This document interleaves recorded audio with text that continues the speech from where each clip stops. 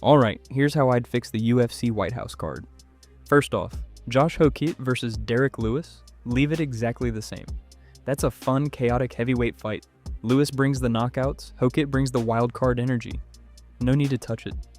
But Diego Lopez versus Steve Garcia, I'm changing that.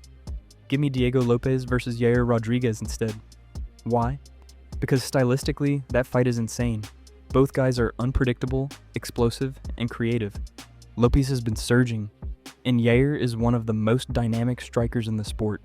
That's the kind of fight that people remember. High pace, flashy finishes, and real stakes at featherweight.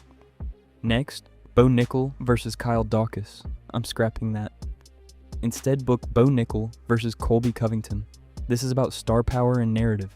Bo is being fast-tracked as a future face of the sport, and Colby is one of the biggest personalities in MMA. You get wrestling versus wrestling, but more importantly, you get a massive spotlight moment for Bo. If he wins, it launches him. If Colby wins, he shuts down the hype. Either way, it's compelling. Mauricio Ruffy versus Michael Chandler? Keep it. That's guaranteed violence. Chandler doesn't do boring fights, and Ruffy is aggressive and dangerous. That's a fireworks fight that fits perfectly on a big stage. But Sean O'Malley versus Ayman Zahabi? Not big enough. Upgrade that to Sean O'Malley versus Corey Sandhagen. That's a true elite bantamweight matchup. You've got O'Malley's precision and star power against Sandhagen's volume, creativity, and toughness. It's a high-level striking battle and feels like a legit main card centerpiece, not just a showcase. Now for the top of the card, Alex Pereira versus Cyril Garn stays. That's a super fight feel matchup. Pereira's power versus Garn's movement and technique at heavyweight.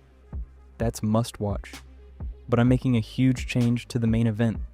Instead of Ilia Topuria versus Justin Gaethje, book Ilia Topuria versus Islam Makhachev for the welterweight title.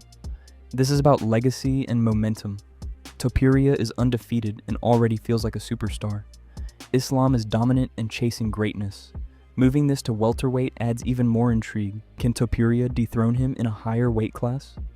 That's the kind of fight that defines eras.